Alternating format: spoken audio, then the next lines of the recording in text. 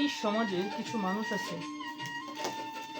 সে যদি কাজ করে নিজেকে ছোট ভাবে, কিন্তু বেচারা জানেই না তার আদি পিতা যখন পৃথিবীতে আসছেন তার পানিশমেন্ট ছিল তাকে কাজ করে খাইতে হবে, অর্থাৎ শস্য বপন করে খাইতে হবে। তার সৃষ্টিকর্তা তাকে এটাই বলেছিল। তো আপনি আমি তো ভাই চাইবো যাহা কিছু পৃথিবীতে আছে সবকিছুই তো তার, আমিও তো নিজের না। আমি যে আমার আমার করি, আপনার আমার করি, আমরা কেউ তো কারো না। যখন চলে যাব পরে কিছুই থাকবে না পৃথিবীতে, শুধু স্মৃতিগুলো থাকবে, আর কিছুই থাকবে না ভাই। এই কারণে বলি, নিজেকে কন্ট্রোল